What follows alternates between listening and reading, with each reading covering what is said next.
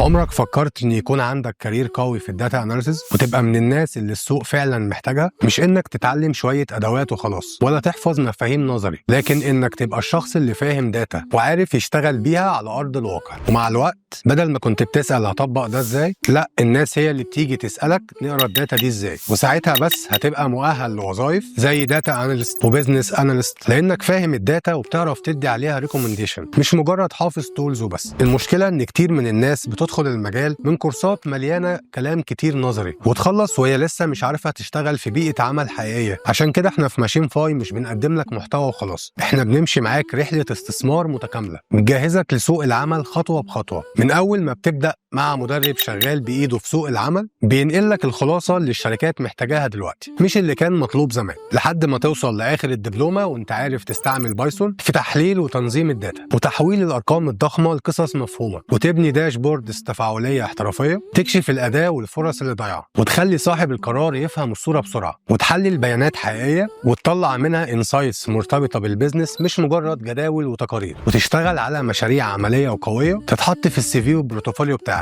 وتثبت انك جاهز للشغل، وتكون قادر في الاخر تقود عمليه الديسيشن ميكنج وتربط الداتا بالنتائج والتاثير الحقيقي. وده عشان الرحله كلها مبنيه على تطبيق عملي من تاسكات حقيقيه بمواعيد وفيدباك مستمر يصحح لك المسار وورش تطبيقيه تخليك تطبق كل معلومه، وفي الاخر نوصلك باول انترفيو من خلال منصه سيلكت فتتحط قدام فرص تناسب مستواك وتبدا كارير حقيقي في المجال. وانت داخل الرحله دي بتبقى مطمن ان انت حاطط وقتك ومجهودك وفلوسك في استثمار حقيقي، ولاننا واثقين من الكواليتي اللي بنقدمها معاك ضمان انك تسترد مصاريف الدبلومه بشكل كامل في حاله انك مريت بكل الرحله دي وما استفدتش. فلو حلمك ان انت تبقى داتا اناليست ابعت لنا دلوقتي وهنبعت لك كل التفاصيل.